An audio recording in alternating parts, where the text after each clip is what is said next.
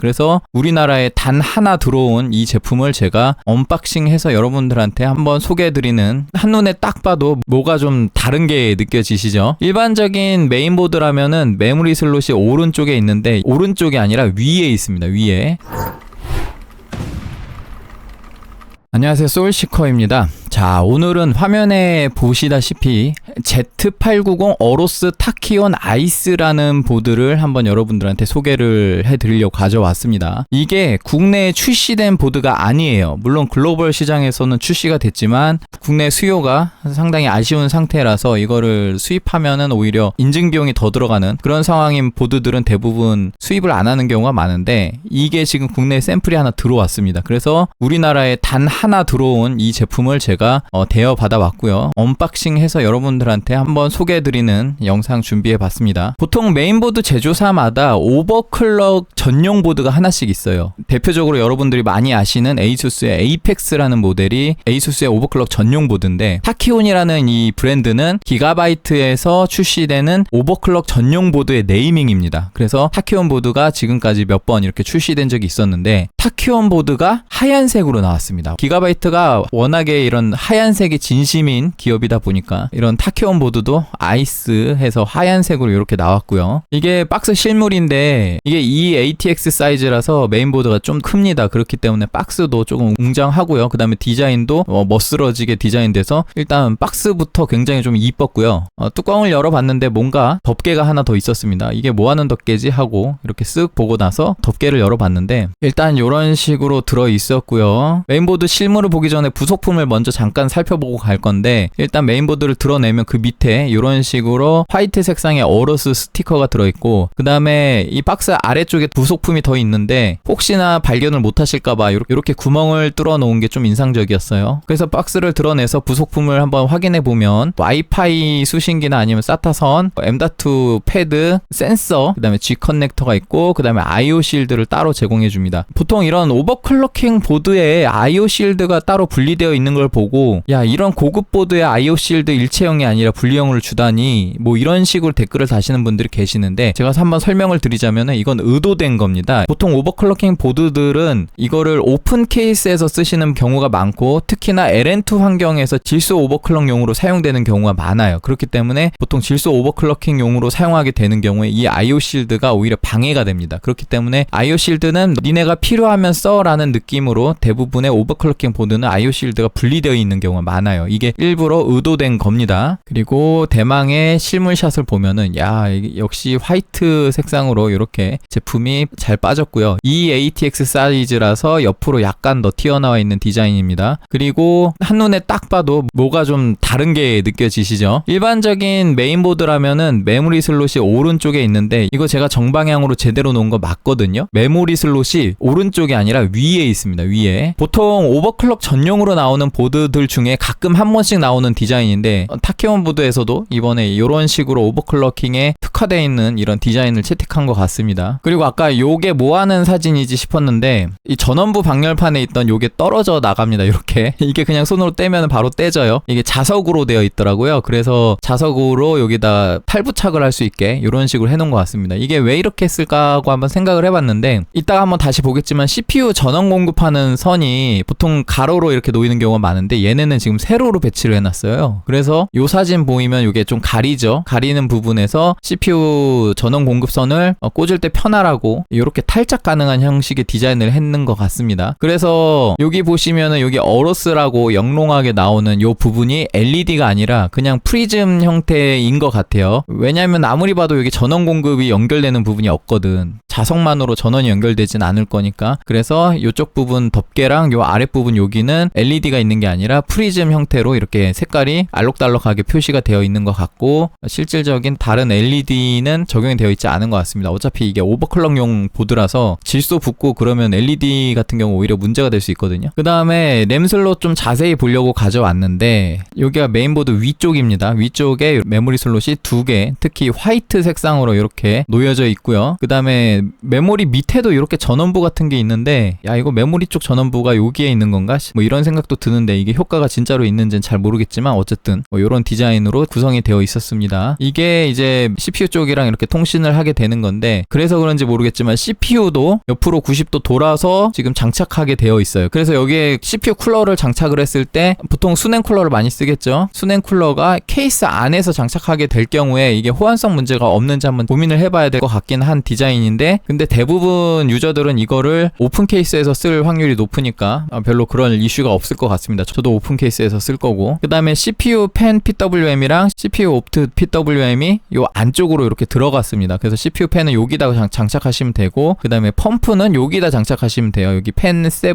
펌프라고 되어 있기 때문에 요 부분에 펌프 PWM 꼽으면 되고, 그 다음에 시스펜 2라고 여기 따로 제공되는 부분이 있는데, 메모리 쿨링을 위한 펜 연결을 여기다 하면 좋겠죠. 그 옆에는 오버클럭킹 보드에 빠지면 안 될 Q코드 LED가 나와 있습니다. 그리고 그 Q코드가 있는 그 아래쪽에 방열판이 크게 하나 있는데, 이게 뭐냐면은 제가 방열판을 이렇게 벗겨 봤는데 M.2 슬롯이 무려 2개나 들어 있습니다. 여기. 그래서 보면은 여기 글자 보이실지 모르겠는데 M2A 언더바 CPU라고 적혀 있고, 그 다음에 여기는 M2B 언더바 CPU라고 적혀 있죠. 언더바 CPU라고 적혀 있으면 CPU 직결되는 PCI 레인에 연결되어 있는 겁니다. 그래서 이쪽 M.2가 M2A니까 얘가 메인 M.2예요. 메인이 되는 M.2고, 그 다음에 여기 보면 Gen5라고 적혀 있기 때문에 PCI 5.0을 지원하는 M.2 슬롯이기 때문에 기본적으로 M.2를 하나만 꽂게 되는 경우에 요걸 메인으로 쓰면 될 것 같고요. 그 다음에 그 밑에 있는 것도 CPU 직결이긴 한데, 여기 금속 실드 부분에 Gen5라고 안 적혀 있으면은 지금 보면 M.2라고 적혀 있죠. 기가바이트에서 여기에 Gen5라고 안 적혀 있으면은 보통은 PCI 5.0을 지원하는 게 아닙니다. 그래서 최근 보드 기준으로 5.0을 지원하지 않게 되면 보통 4.0 스펙이겠죠. 그래서 보통 CPU 직결 레인에 PCI 5.0을 2개를 뽑아 놓으면 그래픽카드 레인이 반토막 나는 경우가 많기 때문에 그렇게 안 하고 5.0을 하나만 제공하고, 그 다음에 4.0을 하나 더 추가적으로 연결해서 확장성을 확보한 그런 디자인인 것 같습니다. 그래서 5.0 하나, 4.0 하나. 그 다음에 좀 더 아래쪽을 보시면은 오버클럭킹용 보드에서 많이 보이는 이런 버튼들이 있어요. 그래서 제일 위쪽에 있는 거는 얘는 파워 키는 버튼, 그 다음에 그 밑에 플러스 버튼, 마이너스 버튼이 있는데, 이거는 보통 BCLK 오버클럭 할 때 이런 BCLK 스텝을 하나씩 올리고 내리고 하는 그런 버튼이거든요. 근데 요새 BCLK 오버를 잘 안 해서 별로 쓸 일이 없었던 것 같습니다. 근데 그거보다 더 중요한 게 요 옆에 있는 이 거북이 모양, 이게 림프 모드라 그래가지고 이게 굉장히 많이 쓰이고 유용한 버튼입니다. 제가 타키온 보드 쓰면서 이 버튼을 써보고 정말 감탄을 했는데, 오버클럭을 하는 분들은 대부분 이제 오버클럭을 하면서 시스템이 불안정한 상태에서 부팅하게 되면 이게 멈추는 경우가 굉장히 많거든요. 근데 멈추면은 재부팅 하려고 리셋하면은 또 다시 올라오다가 또 멈추고 이런 경우가 굉장히 많아요. 그러면 시모스 클리어를 해야 됩니다. 이게 시모스 클리어를 하게 되면은 내가 입력했던 바이오스의 값들이 다 날아가게 돼요. 그러면은 그걸 날아가지 않게 하기 위해서 항상 세이브 파일로 저장을 해두는 습관이 필요한데, 그게 또 매번 저장하기 번거롭단 말입니다. 근데 이 림프 모드가 있는 타키온 보드에서는 그런 식으로 시스템이 딱 멈췄을 때 림프 모드 버튼을 딱 누르면요, 재부팅이 되면서 바이오스 값을 날리지 않은 상태에서 바이오스에 딱 진입을 해버려요. 그냥 부팅이 됩니다. 그래서 거기서 내가 바이오스 값을 수정한 다음에 다시 리트라이를 할 수 있어요. 이 버튼만 있으면은 시모스 클리어를 할 일이 거의 없습니다. 파일 세이브는 물론 간간히 하는 게 좋겠지만 파일 세이브도 매번 할 필요도 없어요. 이 버튼을 누르면은 초기 상태로 부팅을 시키면서 바이오스 값을 유지를 해줍니다. 굉장히 유용한 기능이에요. 그리고 더 중요한 거는 이 버튼은요, 부팅할 때 딜리트 키를 안 눌러도 바이오스로 자동으로 진입되게 해줍니다. 그게 진짜 편해요. 그래서 뭔가 바이오스에서 작업을 하다가 뭔가 멈췄을 때 재부팅을 하면은 바이오스에 진입하기 위해서 막 딜리트 키를 연타하거나 FE 키를 연타하거나 해야 되는데, 이 버튼 딸깍 한번 눌러놓고 핸드폰으로 웹툰 보고 이러고 있으면은 알아서 지가 바이오스에 딱 진입해져 있거든요. 그러면 또 값 수정하고 저장하고 나가서 이제 리트라이를 시키고 나서 또 되는지 보면서 핸드폰으로 웹툰 보고 있으면 됩니다. 굉장히 편한 기능이에요. 그 다음에 그 외에 요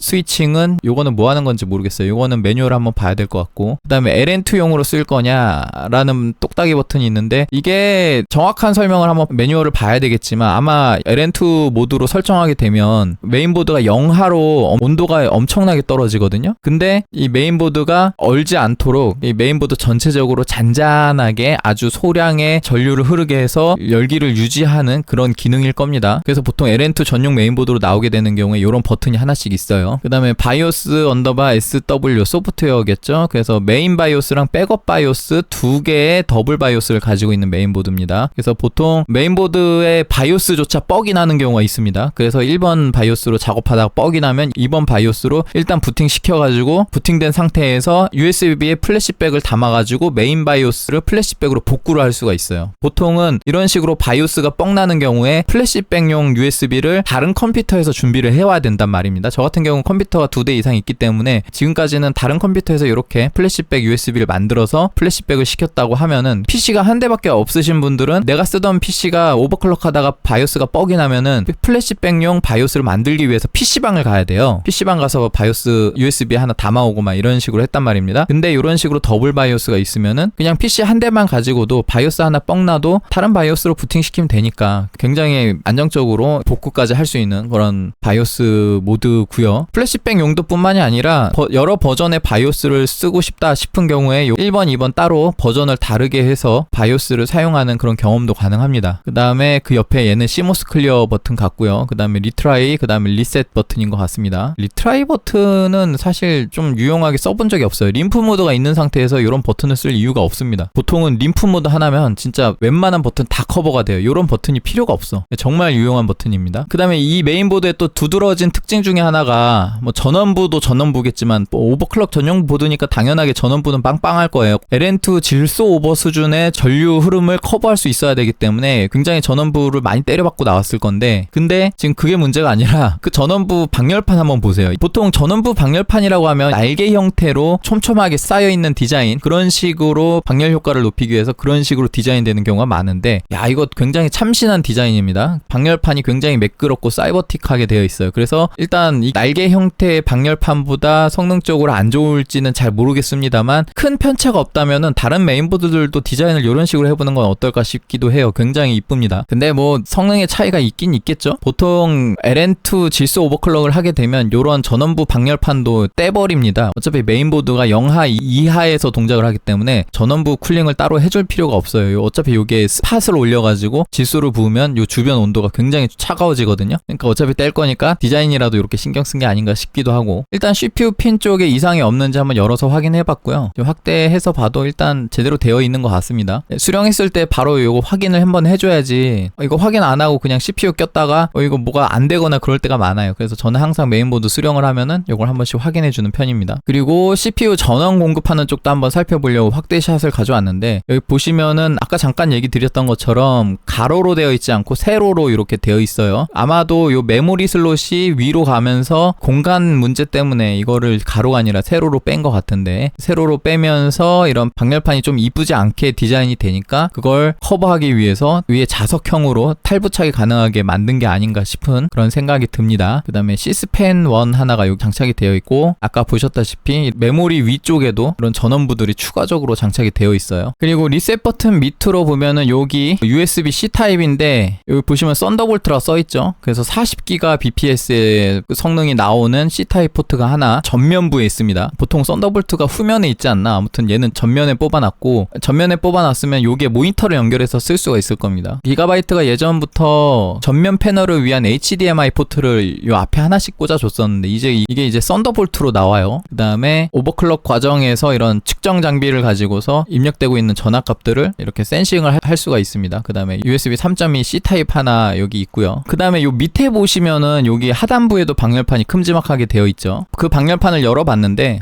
요 밑에 M.2 슬롯이 2개가 더 있습니다. 그리고 PCI 레일은 아머 타입으로 이렇게 금속 재질로 해서 2개가 있었고, 이게 요 위가 밋밋하게 되어 있어서 잡아당기는 게 안 보이네 라고 생각했는데 그 위에 있더라고요. 요거 누르면은 첫 번째 PCI 슬롯에 요 버튼이 뒤로 이렇게 당겨져 가지고 자동으로 열리는, 그리고 요 부분이 이렇게 깔끔하게 된 게 좀 마음에 들었어요. 어차피 이 구간을 활용하지 않고 있긴 한데 요 부분을 굉장히 깔끔하게 이렇게 디자인을 했습니다. 그리고 이제 메인보드 하단을 좀 보면은 여기에 오디오 꼽는 쪽 있고, 그 다음에 PM5 펌프라고 되어 있죠. 보통 커스텀 순행을 쓰시는 분들은 이제 펌프선을 밑으로 이렇게 빼는 경우가 많거든요. 왜냐면 옆에 물통을 세워놓고 물통에서 이제 펌프가 돌아가고 거기서 그 펌프 PWM 포트를 메인보드에 연결을 해줘야 되는데, 상단에 있는 CPU 근처에 있는 펌프 포트까지 연결하기에는 선이 좀 짧거나 아니면 보기 안 좋습니다. 그래서 보통 커스텀 순행을 지원하는 메인보드 같은 경우 이렇게 하단에 펌프 PWM 포트를 두는 경우가 많습니다. 그 다음에 이 LED 데모, 요거는 잘 모르겠어요. 요거 연결하는 건가? 요거? 왠지 비슷하게 생겼죠? 요거 아시는 분 계시면 댓글로 남겨주세요.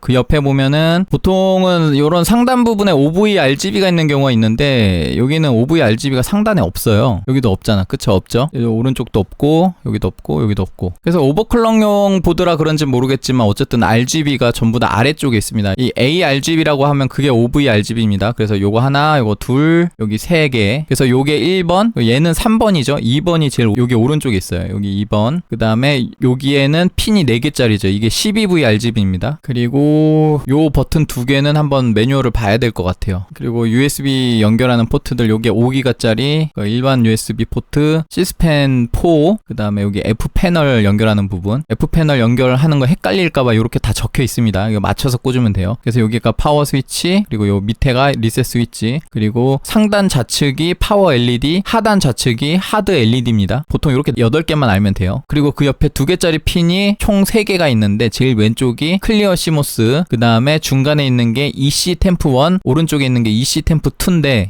요 EC 템프라고 되어 있는 게 아까 보셨던 요 센서 있잖아요. 이거를 꽂는 부분입니다. 이걸 EC 템프 쪽에다 연결해서 온도 측정을 할 수가 있어요. 그리고 SATA는 4개 연결할 수 있고 12V 전력 연결하는 부분이 옆으로 눕혀져 있습니다. 이런 식으로 요새 많이 나오죠. 그리고 요거 뭔지 모르겠어요. 요거 혹시 아시는 분 댓글 달아주시고요. 오디오 칩셋은 잘 안 보이지만 이게 ALC1220일 거예요. 그래서 그럭저럭 나쁘지 않은 오디오 칩셋이 들어가 있고, 그 다음에 이더넷 칩셋은 RTL8126 리얼텍 칩셋이 장착이 되어 있습니다. 그리고 전원부 방열판 아래쪽에 PWM 포트 하나 더 숨어져 있고요. 보통 인케이스에 들어가게 되면 후면 팬을 여기다 연결하면 됩니다. 그리고 마지막으로 이제 후면 패널 쪽을 한번 보면 여기도 림프 모드 버튼이 있어요. 이게 시모스 클리어 버튼이 아니라 림프 모드 버튼이 있다는 거는 시모스 클리어보다 림프 모드가 더 유용하다는 걸 아는 겁니다. 림프 모드가 있으면은 시모스 클리어를 쓸 필요가 없어요. 그 다음에 Q 플래시 버튼이 하나 여기 있죠. Q 플래시 필요하면 요 버튼 누르면 되고, 그리고 요거 PS2 연결 포트인데 PS2 연결 포트는 보통 LN2 질소 오버클럭용 메인보드에는 웬만하면 있습니다. 왜냐하면 USB 방식은 질소를 부어서 온도가 많이 떨어지면은 제대로 동작하지가 않아요. 근데 이 PS2 방식은 낮은 온도에서도 동작이 가능하기 때문에 보통 질소 오버클럭을 하시는 분들은 USB 타입을 안 쓰고 요 PS2 방식을 씁니다. 질소 오버클럭 하시는 분들은 아직도 쓰고 있기 때문에 이런 오버클럭 전용 보드에는 이런 포트가 꼭 빠지지 않고 들어가는 편입니다. 그리고 여기 보면 USB 이게 10기가, 얘도 10기가, USB 3.1 몇 기가인지 안 보이네. 여기 랜 포트 연결하는 부분, 그리고 기가바이트 같은 경우는 와이파이 연결하는 부분을 자체적인 규격을 쓰고 있기 때문에 와이파이 안테나를 돌릴 필요 없이 그냥 밀어 넣으면 장착이 됩니다. 그리고 오디오 부분에 광 단자까지 가지고 있어요. 이 홈페이지의 메인보드 설명을 보면은 DDR5에 12752 클럭이라고 하는데 아마 여러분들이 이게 될 줄 알고 이 메인보드를 사시면 안 될 겁니다. 왜냐면 이런 수치는 보통 기가바이트 전담하는 오버클럭커가 있는데 하이쿠키라고 합니다. 그 하이쿠키가 CPU 메모리 컨트롤러도 수율 뽑기를 하고 그 다음에 메모리도 수율 뽑기를 해가지고 CPU와 메모리가 최상의 상태에서 오버클럭 테스트를 하거나 아니면 질소 상태에서 오버클럭 됐을 수가 있어요. 그래서 실질적으로 요 수치는 마케팅 포인트라고 보시면 되고 여러분들이 실제 사용 가능한 클럭은 아니다. 그런 점만 알아두시면 될 겁니다. 그래서 요 메인보드가 일단 일반적인 환경에서 어느 정도 들어갈지는 차차 테스트를 해볼 거고요. 이게 리플래시용으로 출시된 보드는 아니고 원래는 에로레이크에 대응되는 메인보드였어요. 그래서 리플래시 전용 메인보드가 따로 나올 수가 있습니다. 그래서 어떻게 보면 좀 끝물에 제가 대여받은 느낌인데, 그래서 기가바이트 쪽에서는 에로레이크 리플래시에 대응하는 메인보드들을 새로 출시를 할 겁니다. 그래서 그 메인보드에 관련된 리뷰도 제가 올려드릴 거고, 에로레이크 리플래시는 실질적으로 이 타키온 보드가 아니라 다른 보드로 리뷰를 할 겁니다. 그리고 나서 나중에 시간 여유를 가지고 이 타키온 보드를 테스트하도록 할게요. 지금은 엠바고 일정을 맞추기에 굉장히 타이트한 상태에서 이 타키온 보드 언박싱을 올릴까 말까 굉장히 고민하다가 그래도 올리고 가는 게 낫겠다 싶어가지고 서둘러서 이렇게 녹화를 하고 있는 거기 때문에. 그리고 홈페이지에 공시하고 있는 것 좀만 더 살펴볼게요. 이걸 꼭 봐야 되는데 이 메인보드가 10레이어를 장착하고 왔습니다. 보통은 이 Z890 라인업에서 여러분들이 흔히 아는 에이펙스 보드는 8레이어 보드고 그 다음에 유니파이 X도 8레이어인 걸로 알고 있고, 근데 OCF 보드가 10레이어였거든요. 근데 타키온이 10레이어를 가지고 있네요. 보세요. 유니파이 X 8레이어거든요. 그래서 Z890에서는 보통 유니파이 X나 에이펙스보다 OCF를 좀 더 쳐주는데 이거를 한번 써봐야 알겠지만 이 스펙만 좋다고 오버클럭킹이 잘 되는 건 아닙니다. 바이오스 지원을 충분히 해줘야 돼요. 그런 부분에서 보통 에이펙스가 지원을 잘 해주는 편이었는데 에이펙스는 보통 8레이어 PCB를 가지고도 원래는 이제 다른 10레이어 보드들보다 좀 더 우수한 성능을 내는 편이었는데 기본이었는데 이번에 OCF 보드가 인텔 오버클럭킹의 소프트웨어적인 지원을 어느 정도 따라잡았는지 10레이어 PCB를 가지고서 엄청난 퍼포먼스를 내줬습니다. 그래서 일단은 OCF를 이기려면은 10레이어란 스펙이 기본 스펙으로 깔고 들어가는 거고, 거기서 이제 소프트웨어적으로 얼마나 지원이 잘 되느냐가 중요한데, 어쨌든 이 메인보드는 10레이어 PCB를 준비를 했기 때문에 일단 체급은 맞게 되는 거고, 실질적인 소프트웨어 지원이나 아니면 이런 신호전송 기술 같은 게 OCF를 따라갈 수 있을지는 해봐야 될 것 같습니다. 그리고 PCI 같은 경우 이런 식으로 명시가 됐다면 하나만 꽂으면 16배속, 그 다음에 요 밑에 것까지 사용하면 8배속으로 동작을 한다는 소리입니다. M.2는 아까 제가 다 설명을 한 것처럼 5.0 하나, 그 다음에 4.0이 3개, 그리고 써멀 겔 아니고 써멀 패드입니다. 히트파이프 들어있고요.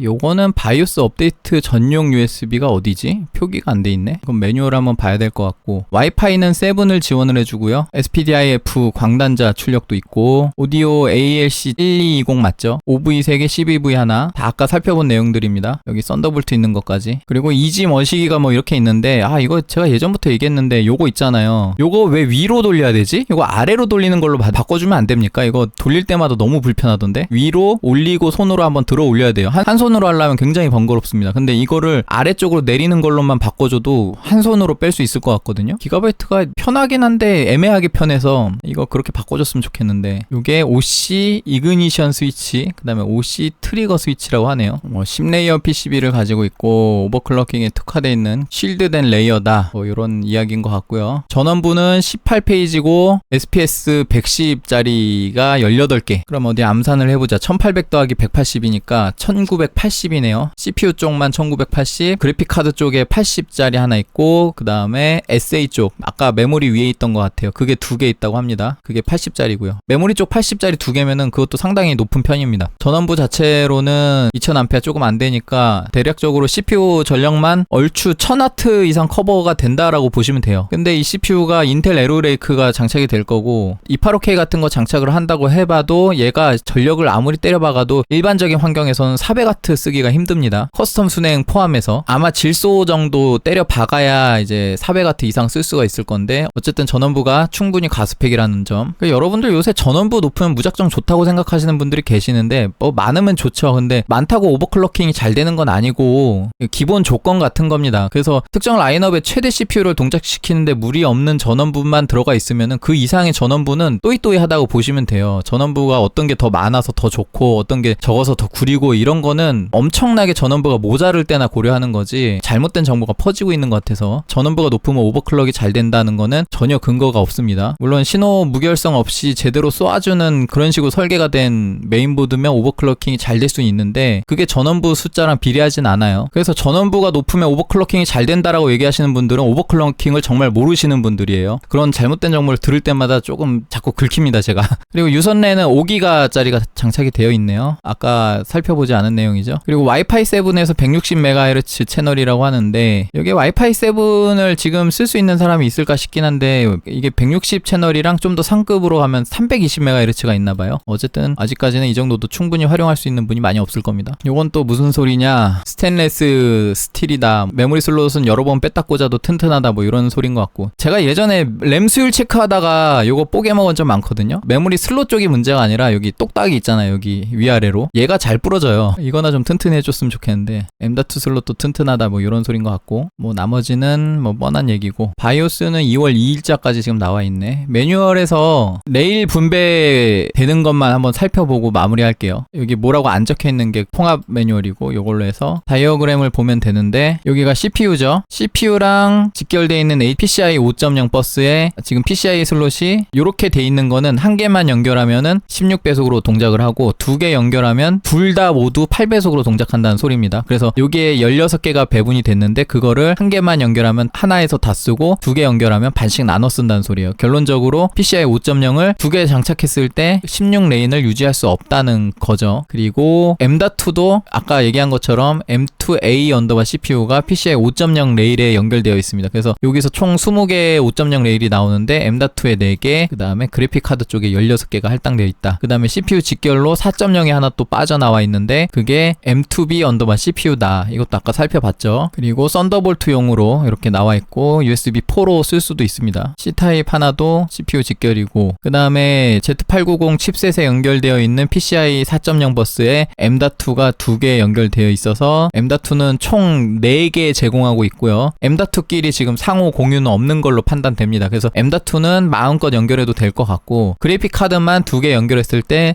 반으로 쪼개진다. 얘네가 X870 때 레일 공유 이슈 때문에 한창 두드려 맞고 나서 요거에 좀 굉장히 민감해요. 그래서 요런 거는 최대한 최적화 잘해서 내고 있다고 보시면 됩니다. 그래픽 카드 2개 꽂으면은 반갈죽 되는 거는 이건 어쩔 수가 없어요. 이거는 CPU에서 나오는 레일 자체가 5.0 레일이 제한적이기 때문에 2개 장착했을 때 반갈죽 되는 건 정말 어쩔 수가 없습니다. 그리고 아까 제대로 살펴보지 못한 거 RSV SW 예약된 스위치라고 하는데 리저브 스위치인가 봐요. 그게 뭐 하는 건데?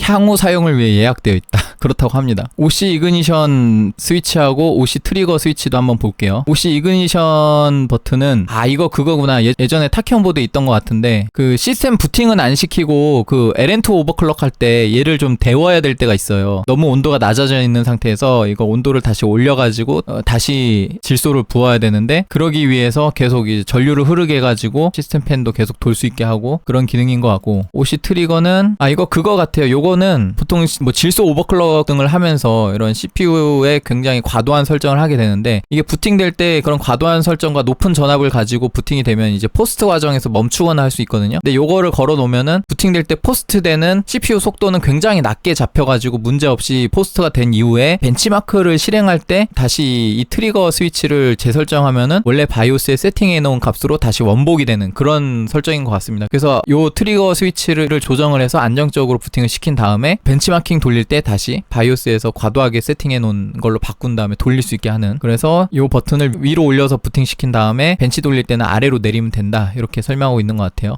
요 밑에 디버그 LED가 있긴 있네요. 위에 Q코드도 있지만 그 디버깅용 LED가 요 하단부에 있다고 합니다. 나머지 뭐 놓친 게 있나? 웬만한 건 다 설명한 것 같아요. 요거는 소음 감지 케이블이라고 합니다. 요게 SATA 버튼 옆에 있던 이상한 거 있잖아요. 그게 소음 감지 헤더라고 하네요. 그러면 여기 LED 데모 요거 궁금한데 여기 보면 안 나와 있어요. 뭐 아시는 분 있으면 댓글로 남겨주세요. 그래서 오늘 타키온보드 한번 쑥 살펴봤는데 사용은 좀 제가 따로 해보고 나서 나중에 영상으로 한번 만들어 볼 거고요. 롤레이크 리플래시는 새로 출시되는 보드 이미 지금 확보를 해놨습니다. 그 보드로 리뷰가 올라갈 거예요. 어차피 이 메인보드 자체가 지금 국내에 지금 한 대밖에 안 들어와 있고, 그 다음에 정식 출시할지 안 할지도 모르는 상태라서 보통 인기 없는 보드들 같은 경우는 글로벌 출시를 해도 국내에 들어오려면 인증 비용이 비싸가지고 못 들어오는 경우가 많은 것 같아요. 그래서 이 메인보드가 국내에 출시를 할지 안 할지는 모르겠지만 그냥 여러분들 재미로 이렇게 봐주시면 될 것 같습니다. 재밌게 보셨다면 구독과 좋아요, 하이프 부탁드리고 여기까지 하겠습니다. 시청해주셔서 감사합니다.